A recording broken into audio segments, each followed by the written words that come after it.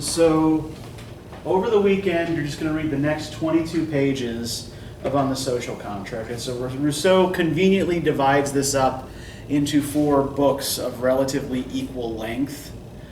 So for each session, you're going to be reading, somewhere between like 15 and 25 pages.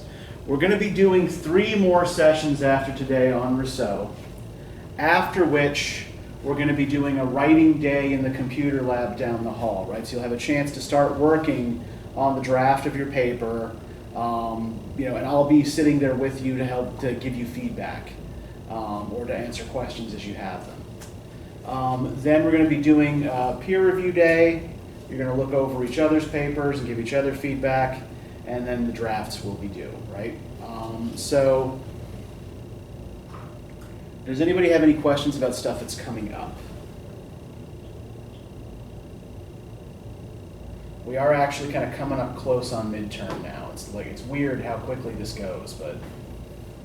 Paper midterm? Yeah, we don't have an exam in this class. It's a composition class, so I've never felt like an exam actually makes any sense. It's not, the class isn't about how well you can take a test. When is the peer review due? So the peer review is going to be, so we got another week and a half for Rousseau. So the peer review day is going to be in about 2.5 weeks.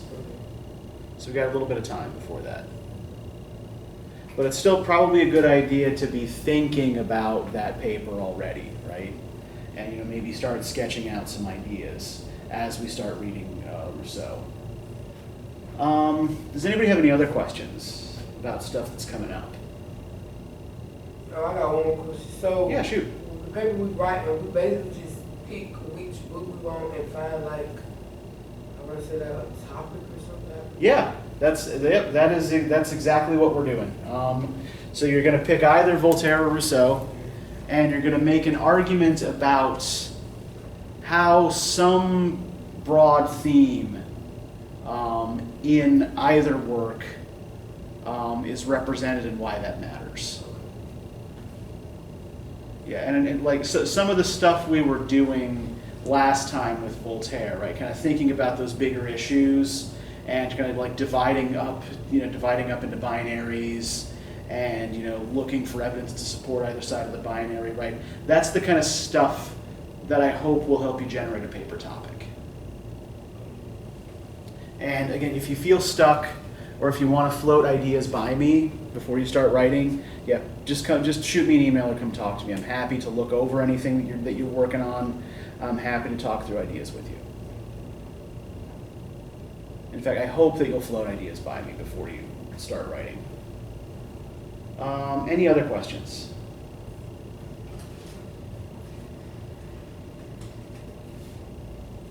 Okay, then let's just kind of do a quick review of the basic worldview expressed in Candide before we move on to Rousseau, because I think there are a lot of points of connection here. At least in terms of basic attitudes towards life, the universe, and everything. So what do we remember about the kinds of values expressed in Candide? What sorts of things did Voltaire seem to think were good or bad?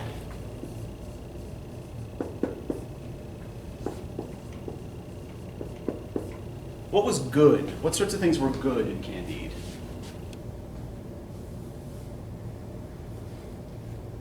Travel.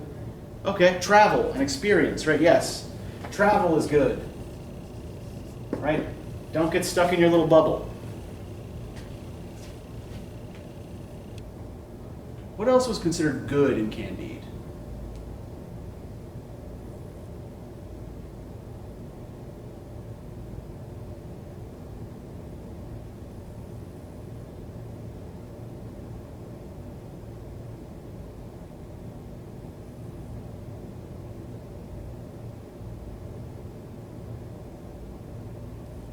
But bad, you can do other churches. Okay, yeah. Yeah.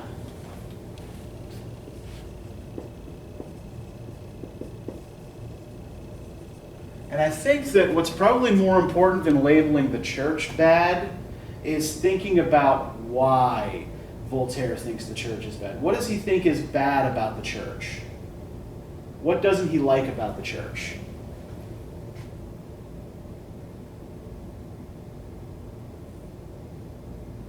This might also help us to figure out some of the other things that he thinks are good. Like Catholic. What the fact that they don't have on their own people. Okay, yeah. So he doesn't like that there's only one acceptable way to view the universe, right? So what he doesn't like about, one of the things he particularly doesn't like about the Catholic Church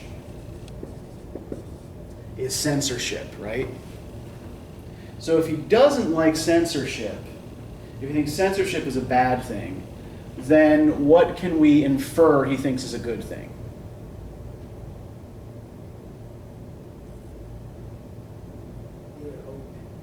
Yeah, openness, freedom of speech, right? Freedom of expression.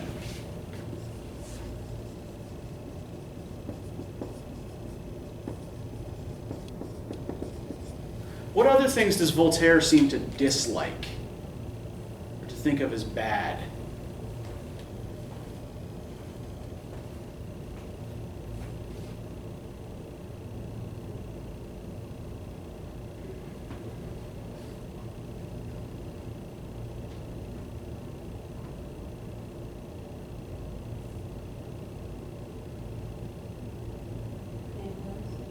Okay, Pangloss.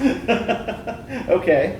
And Pangloss is, like himself, like not necessarily a bad person, right? But his philosophy is depicted as really problematic, right? Well, Martin did. Okay, Martin's horrible pessimism, right? But yeah, so I think like what we need to think of when we think about why Pangloss is bad, right? Is what's bad about Pangloss's philosophy. Yeah, he believes you don't have to go anywhere. Oh, you already in the best possible world. Yeah. You don't have to go anywhere. Yeah, so since everything's already great, you don't have to go anywhere or do anything, right? So I think we can probably infer that the bad value there is being passive, right?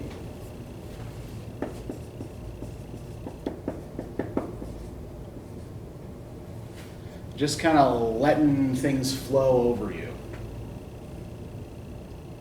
So if being passive is bad, what's good?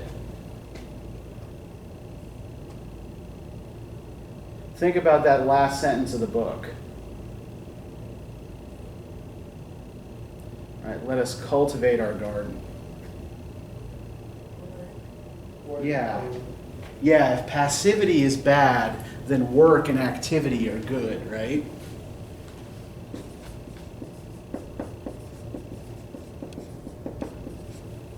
And what about his attitude towards the nobility? Why is why is the Baron, for example, bad?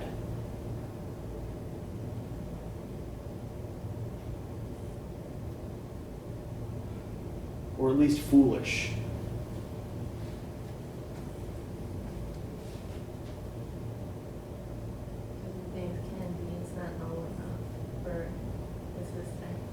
Yeah.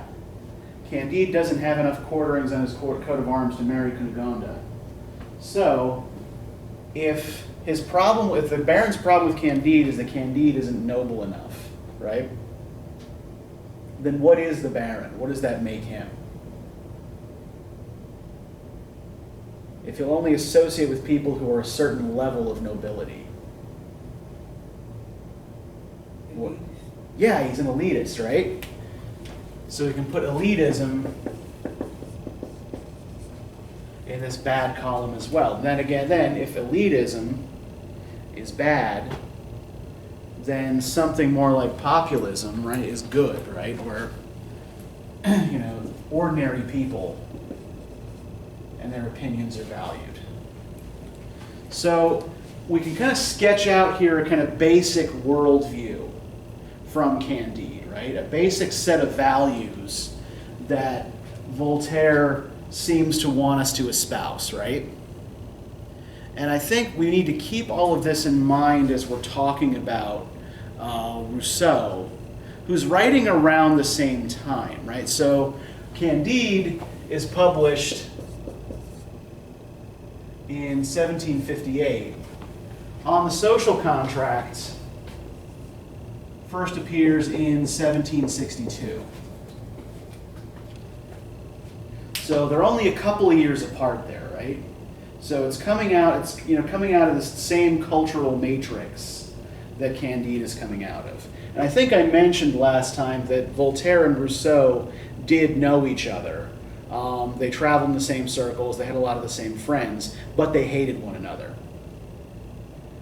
Right? They could not stand each other. However, a lot of their ideas, I think, do have a lot in common. So, what did y'all think of this? Did you find this easier or harder than Candide? Rousseau? Yeah, Rousseau, yeah. What's that? Okay, why harder? Because I didn't understand. Okay. I gotta read it to understand. Okay. And what made it hard to understand? Is it just because there's no story, or? Yeah, like Candide. When I started reading, had like a little storyline to follow. Here it's it's broken up, but I don't know how to describe it. Like it's broken up like into sections where it's like they talk about one thing and they move to something, so it's not like. Okay. And there's no narrative to keep your attention, right? There's no what happens next. It's just like it just spit out facts or something. Yeah. This is nonfiction, right? This is political philosophy. It's not a novel. So even though it's it's dealing with similar ideas, Candide does it in a way that's more entertaining and thus maybe a little bit easier to follow. Even if you have to do a little bit more work to unpack some of the ideas, right? What's that? Well, and we'll get there. We'll get you there. Jennifer, what about you? How did you also found this harder? Yeah. But I don't know. Sometimes it confused me on what he believed in, but then it got to one part where I kind of started understanding a little. Okay, where did you feel like it started to fall into place for you? Where did you think things started clicking? The civil state. Okay. And what clicked for you there? Like what happened there that made you start thinking, oh, maybe I get this? He started comparing the civil rights with natural rights. Okay. With people, like with social contract. If people get into that, then they lose their natural rights but gain civil rights. Okay. And it seems for him it's better to have civil rights than natural rights, because with natural rights, he says people as animals stupid. And with with civil rights, they become smart. Good, yeah. So yeah, I think you are getting it. So you see this phrase he uses a bunch of times, right? State of nature.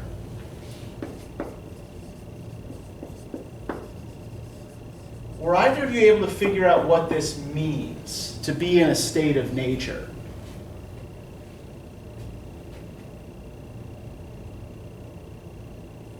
Okay, and this is a common term that's used in political philosophy. We'll talk a little bit about its origins in a minute, right?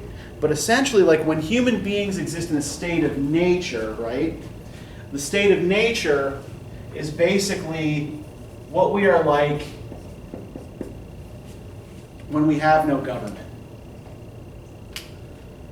Right? The government is not a natural thing. It's just it's something that we bring into being, right? So the difference then between natural rights, right? Natural rights are rights that we're born with, that come into the world with us, and that we don't need a government to protect or defend, right? Civil rights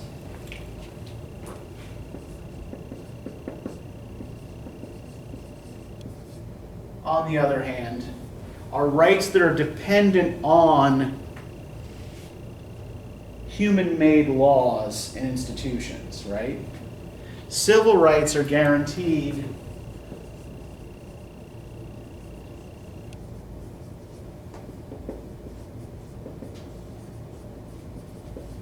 by institutions, not simply by like kind of what we naturally owe to each other, right?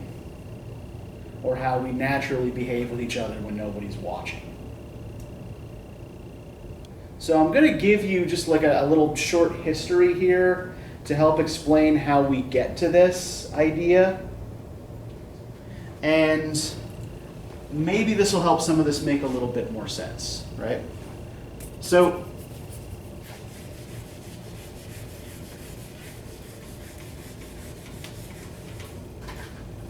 in the 17th century, right, so the 1600s, the century before Voltaire and Rousseau were writing, the dominant political philosophy in Western Europe was called Absolutism.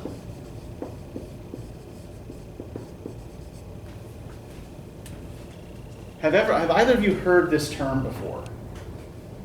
Okay, what does it mean, Jennifer? Do you remember? Would that be like French, or would that be England? Well, actually both at certain points. Where the king has all power? Yeah. If we break the word down, right, to what's the root? What's the root word of absolutism? Absolute, right? And what does absolute mean? Only the king has power, and not even the nobility has any. Yeah, that's what absolutism is basically, right? Yeah, that the king is responsible for everything ultimately, right? That he might delegate things down to certain people, but all else considered, the king is the final word on everything.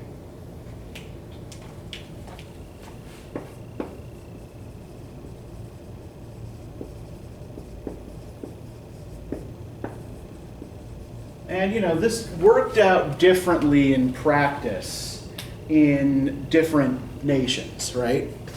So I'm just going to give you a brief slideshow here of absolutist kings from the 17th and 18th centuries. And like maybe just think about like the way they're represented in their portraits, right? Think about how they want the public to perceive them, right, as expressed in the portrait.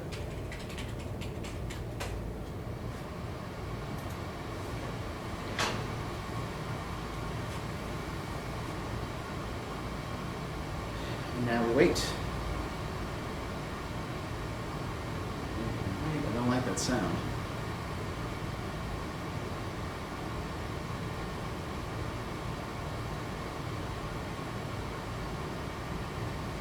I feel like it should be doing something by now. And it is. Okay. All right, so coming into focus here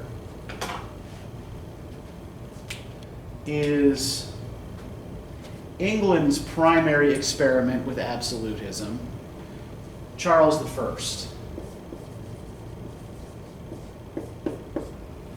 The Stuart family of monarchs, of whom Charles is a member, had a history of absolutist tendencies. Does anybody know what Charles is probably best known for today? They cut off his head. Yes. He was deposed and beheaded in a civil war. Apparently, the English were not entirely tolerant of absolutist kings typically. And so there's a great old song by the British comedy troupe Monty Python about Oliver Cromwell, the guy who deposed Charles I. And it starts with like a historian narrator voice saying, like, the most interesting thing about King Charles I is that he was 5'6" tall at the start of his reign, and 4 foot 11 inches tall at the end of it. I'll give you a minute to get that. Okay, now it hits you. Yeah. So, Charles's father, James,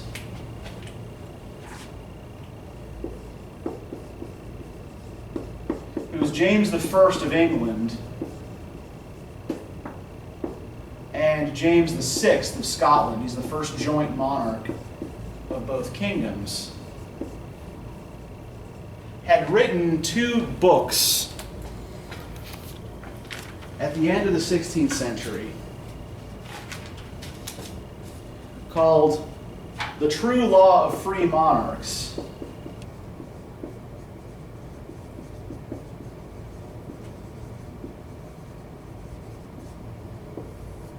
(1598), and the following year, 1599,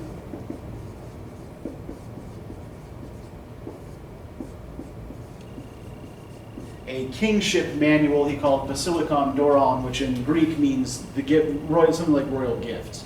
But the basic upshot of all this, and the thing that you need to remember here, rather than the title of these 2 relatively obscure late 16th century political books, is that they both argued for a concept called divine right.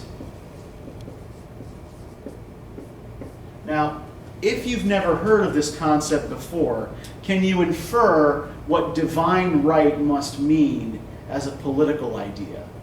Where does this suggest? Oh, we talking about it. It's like divine right king. Yeah, that's exactly what we're talking about. They believe that the king, well, God can only be, it's something to do with God. Yeah. Yeah, the divine is the giveaway there, right? And the word right, prior to the French Revolution in the late 18th century, usually didn't refer to the rights of people. Like, our rights to property, our rights to liberty, things like that, right? Usually it referred to the privileges of nobles, right? Their rights within their lands and things like that. Their right to decide court cases, their right to, parcel out land to their followers, things of that nature, right? So yeah, the idea of divine right is that the king's power comes not from... Oh, it comes from God. Yeah, not from the people, but from God. Yes, not because the people agreed, we will let Charles rule us, but because God decided before Charles was even born that he was going to be king, right?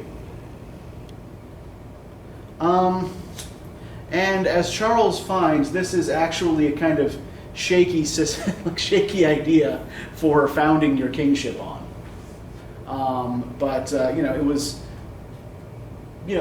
one of the prevailing notions of kingship, or of the authority underpinning kingship in Western Europe at this time. Now, this particular fellow is Louis XIV of France, whose name becomes more or less kind of synonymous with absolutism, right? Because he turns himself not just into the final word on all matters within the kingdom, but into almost like a symbol of the nation, right? If we look, for example, at the clothes he's wearing here, right, this fleur-de-lis symbol, like this little stylized lily in gold on his robes, is the symbol of the Kingdom of France. He's one of the things he's most famous for having said is, "I am the state." Right? I am France, and France is me. And this is the Prussian king, Frederick II. Do we see any kind of common elements in the way these guys are depict themselves? Anything that we see kind of in common across these portraits? Go back to the... Yeah, we can go back to the other two for a second. So here's Charles. I'll give you a minute there with Charles.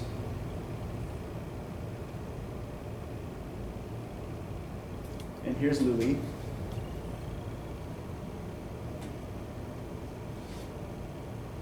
Not really dressed. Okay, yeah. And what do we notice about the way they're dressed? They all got that little thing with the doctor. Okay, you mean like this? Yeah, these fancy robes, right? That look like they're made out of fur, right? The wigs. Yeah, they've all got long wigs, right? Which does anybody know why people wore wigs in the 17th and 18th centuries? Lice. So basically, in order to avoid getting lice, most rich people cropped their hair short and wore wigs that were filled with powder that would kill lice. But yes, and these portraits are also they're very posed, right? These are not natural postures. So they're very posed. Everybody's wearing, these kind of heavy, fancy robes, these elaborate wigs. And it's a kind of projection of wealth and power, right? We can see Louis was even under the robes wearing some pieces of armor. And we see that Frederick is doing the same thing here, right? So, not only is the king, the chief, justice and bureaucrat in the state, he's also the chief military officer in the state, right? All functions in the state accord to him. And this last one is the Austrian king, Joseph II. And we see he's not wearing armor, but he does have a sword buckled on here as well. And he's a little later than the others. So the sumptuous robes are gone. And the wig is a little more restrained, maybe. But Frederick was an exponent of what he called enlightened absolutism.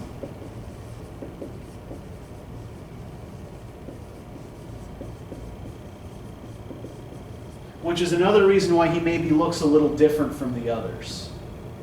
So, an enlightened absolutist tried to govern according to principles of Enlightenment philosophy, right? Some of those principles that we talked about when we discussed Voltaire early on. However, their interpretation of this was often a little bit strange, right? So remember that Enlightenment philosophers tended to value things like free expression, right? Giving the people an actual role in government.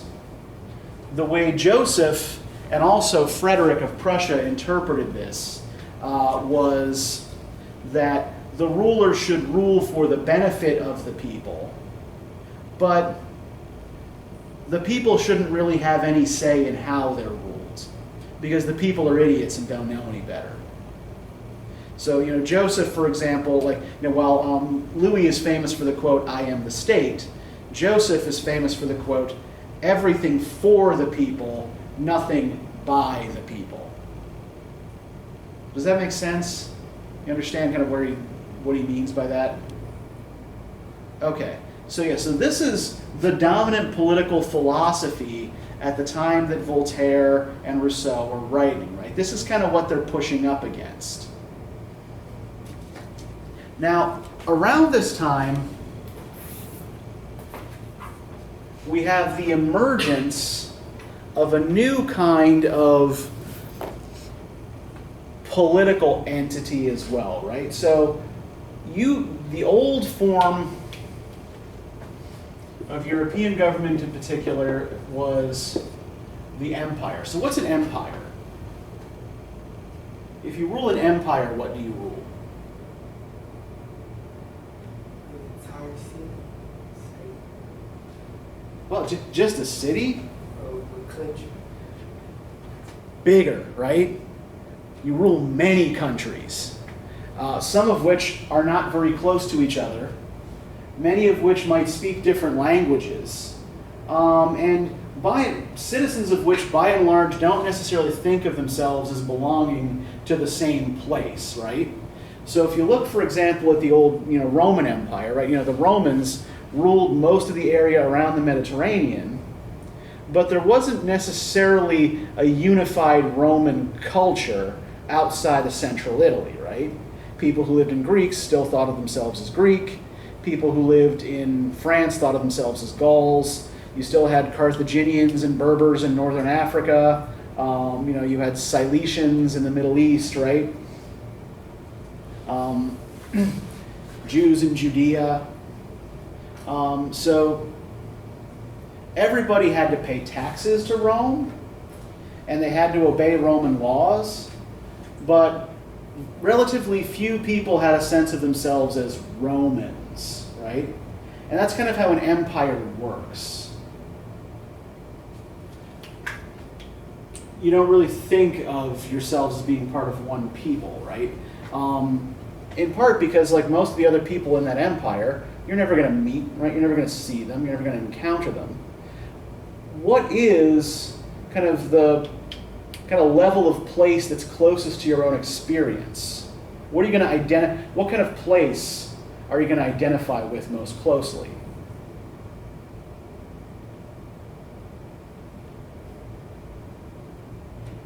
What kind of place is going to feel genuinely personal to you?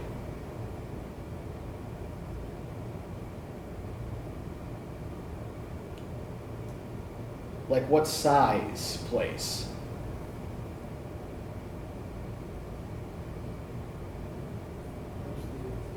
What's that?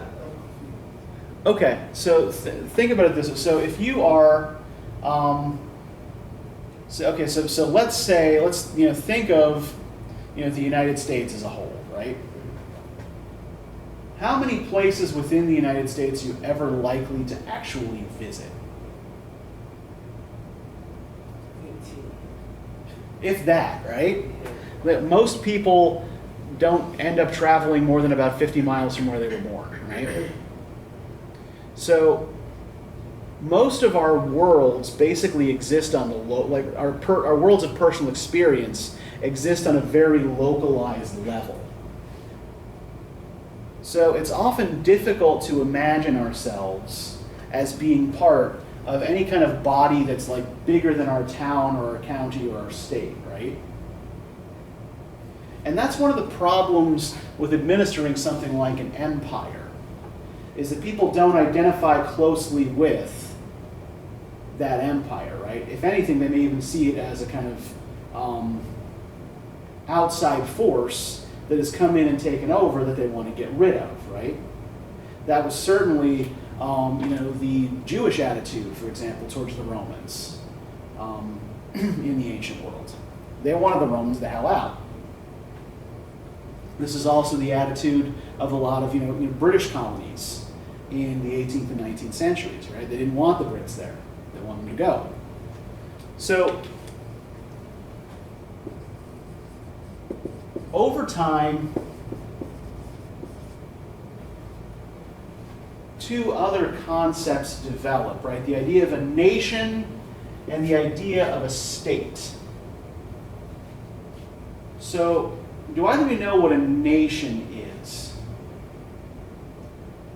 Have either of you taken American government? Is this something that y'all talked about? I took it, but we stopped. Oh, okay, yeah, there you go. Right, okay. All right. So, a nation is essentially a kind of social or cultural formation, right?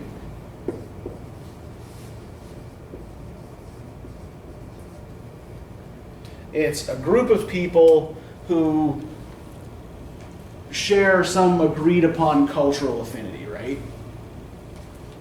A state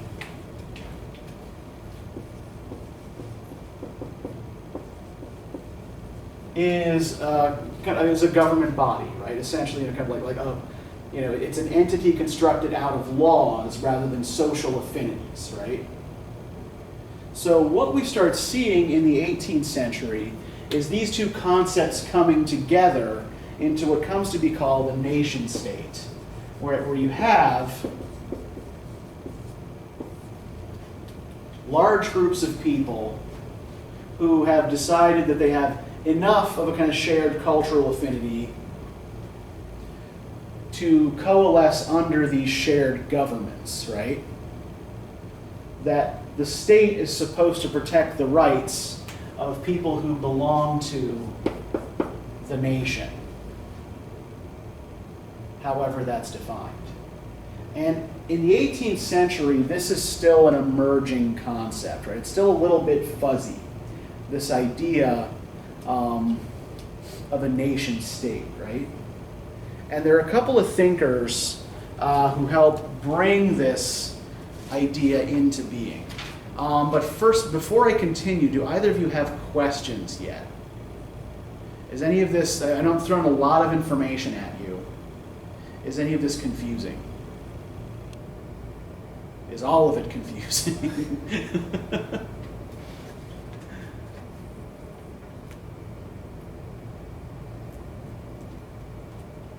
Okay, then let me tell you a little bit about those three philosophers that Rousseau is directly arguing with. Because they're all kind of really influential in thinking about how, the formation of the modern nation state and all that. Hobbes, Grotius, Yep. Thomas Hobbes, Hugo Grotius, and John Locke. So this is Hugo Grotius. He's a Dutch thinker and statesman. And in 1625, so we'll start with him because he's the earliest.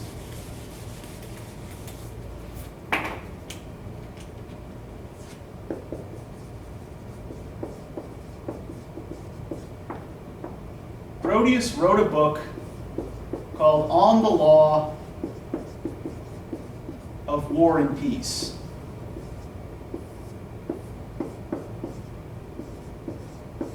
And it's Grotius who really kind of coins the term natural law. Right? This idea that there are laws that we observe that are not created or enforced by governments, right? That are just these kind of universal human codes of behavior or mutual respect or what have you, right? That we all obey, that are part of our natural inheritance.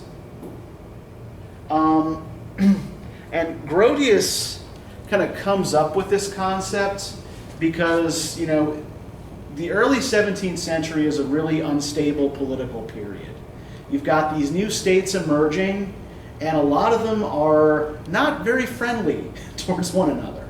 And so what he's trying to establish is a basis on which different states that have different rulers and different legal structures can deal with each other in a way that is fair, right? And if you all, if either of you are going to take American government again or haven't taken it yet, if you drop the name Hugo Grotius in one of your political science classes, it'll probably impress the hell out of Dr. Lejeune or Dr. Smith, because they won't expect undergrads to have any idea who the hell this is. So just a little side note there. Okay, so this is Thomas Hobbes.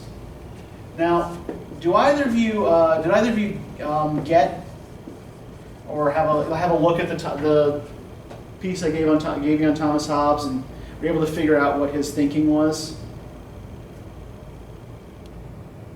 Was he the one with slavery?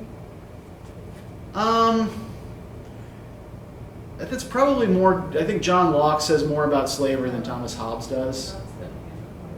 Okay, so Hobbes wrote a book called Leviathan. That's published in 1651, right after that civil war in which Charles I is deposed and beheaded, right? So Hobbes is mostly concerned with stability and security within a society, right? He's, within his lifetime, the stable kingdom in which he lived basically fell apart. And, the government was replaced by something else. So what Hobbes argues is that human beings in a state of nature are, one, essentially equal, right? Even if we don't have equal physical or mental capacities necessarily, we all have certain capacities that will make up for any deficiencies that we have in particular areas, right? So, you might be smarter than I am, but I might be bigger, stronger, and faster than you, right? So it all ends up evening out. Hobbes also says that human beings in a state of nature have no real reason to cooperate with each other.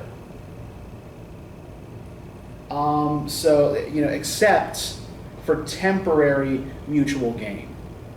So let's say, for example, that Jennifer owns a piece of land that she can only defend by walking around the perimeter wielding a club, right? Because there's no government to step in and provide that defense for her, right? Morgan and I both want that land. So we agree to cooperate to beat up Jennifer and take it, right? You distract her, and I come up behind her and thump her over the head, right? Because she can't watch both of us. But then, once she's out of the picture, we have no reason to continue cooperating because we both want the same thing, right? So then we would be at each other's throats, trying to figure out ways to get the other out of the picture, so that we could have sole proprietorship of that land, right? So Hobbes argues that this is why governments need to exist, right? Because if they didn't, we would all just walk around killing each other and taking what we wanted. So for Hobbes, the idea of a social contract, and he is one of the first thinkers to actually use this term, looks sort of like this. So a social contract for Hobbes is essentially an agreement between the people and the government. We agree that we will cede all right of legitimate violence to the government, and in return, they will protect our property for us, right? So we give up the right to thump any trespassers on our land with a club.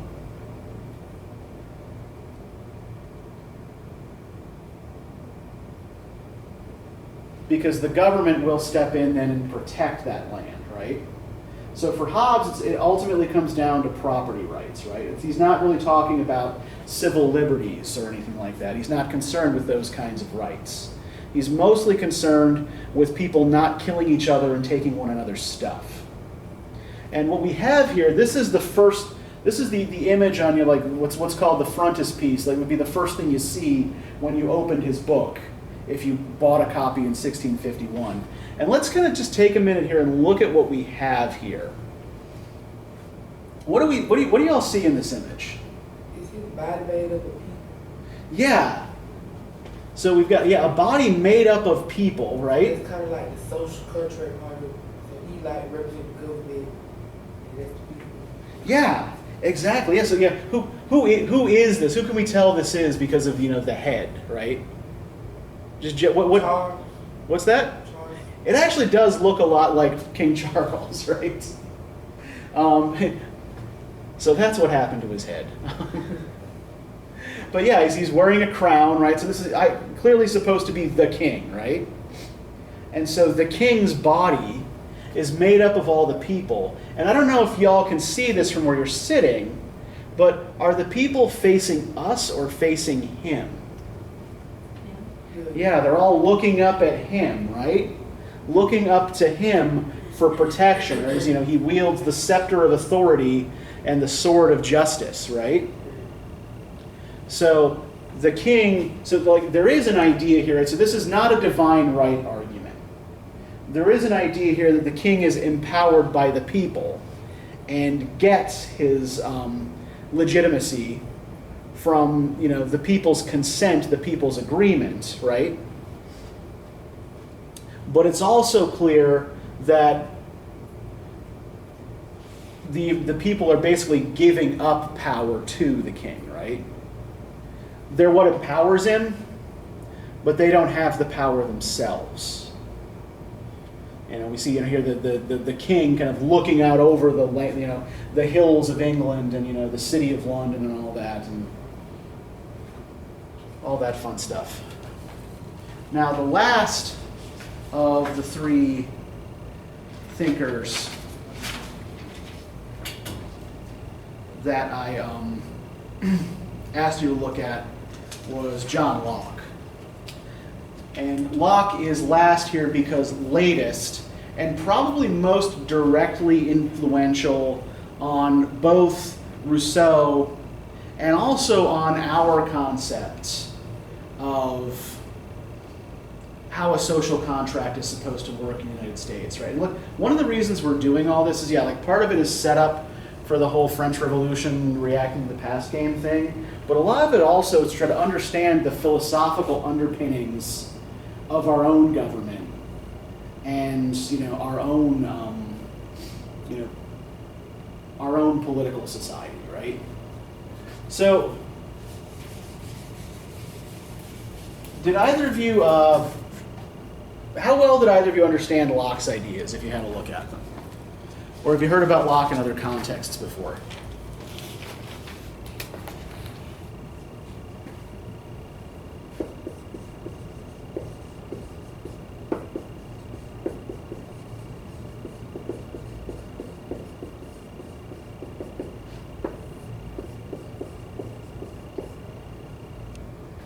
Okay, I'm going to take your silence to mean that I should be filling this in.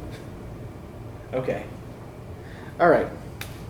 So Locke agrees with Hobbes that in the state of nature,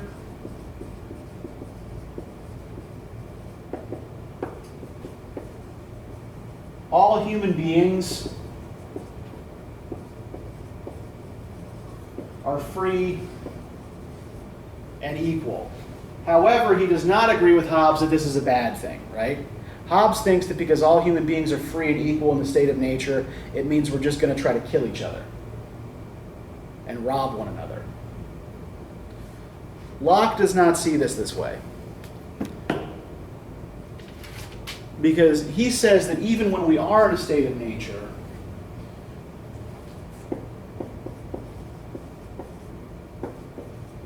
we do seem to obey some sort of unofficial code of behavior, right? That the simple fact that people don't have a government doesn't mean that we walk around stabbing everybody, right? That we still, you know, maintain certain in-group norms, and we still, you know, treat each other with kindness and respect, right?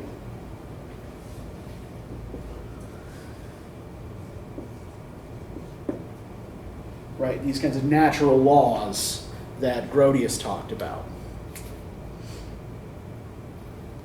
So, for Locke, the alternative to the state of nature is not what Hobbes proposes, right? So Hobbes proposes that what we need is this kind of absolutist monarchy that tamps down on dissent and, you know, basically keeps the people in line by shaking a sword at them all the time. Locke instead argues that our governments must be freely chosen.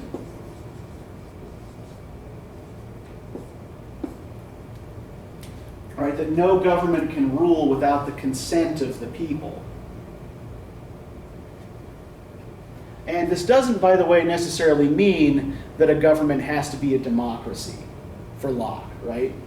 Locke would argue that people could easily choose to be ruled by a monarchy or a dictatorship or whatever, right? What matters is that, you know, the people consent in some way to be ruled by this particular government. So what kind of government it is doesn't really matter. What matters is the public's consent, right? He also argues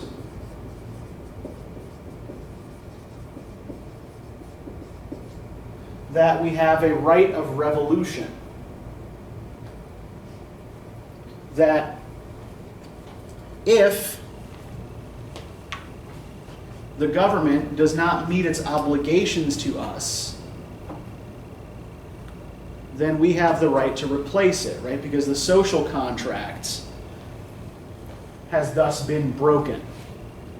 They didn't live up to their end of the contract, which means that the people can withdraw their consent, right? The people can withdraw their consent to be governed by this body at any time if it's not meeting its obligations to us. Okay, so I know that I have just thrown a lot of material at you, right? So take a minute, try to process this, and think about any questions that you have about anything we've just discussed. We'll probably start digging into Rousseau a little bit more deeply next time because we've only got a few minutes, right? But yeah, just take a couple of deep breaths. Think about any questions you might have.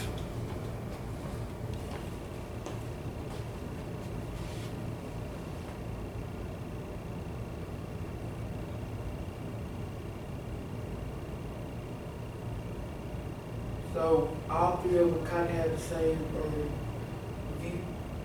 It's just like a different view to the capital. Yeah, they're arguing, I think, in a lot of ways from the same basic principles, and they're using a lot of the same terminology, right? So like state of nature seems to be a term that just about all social contract theorists use, right? To distinguish what we're like without a government from what we're like with a government, right? But yeah, there are subtle distinctions here that lead them to go in different directions, right? So for example, Hobbes specifically refers to the state of nature, or to human life in the state of nature, as nasty, brutish, and short, right? That the state of nature, where all people are equal and free, is necessarily violent. Because if everyone's equal and free to do what they want, there are no restraints on us, right? Locke argues instead, oh, there's an E on the end of Locke, which I forgot. Locke argues instead, yeah, people are equal and free in the state of nature, but this doesn't mean that they're vicious, right? So what we're seeing, so the difference in Hobbes and Locke originates in the difference in the idea of human nature, right? That Hobbes believes human beings are basically bad if left to our own devices, and that we need correction. Locke believes human beings are basically good, and that, you know, our natural affections for other people will, you know, lead us towards the good rather than the bad, even if we don't have a government. And I think you can see some of Locke's thinking in Rousseau, right, where he talks about the family as kind of like where we first learn to have, you know, where we first learn how to behave with other people, as like a means like where we kind of develop social values. But we can dig into that a little bit more deeply next time. Does that answer your question? You do. Okay, any other questions?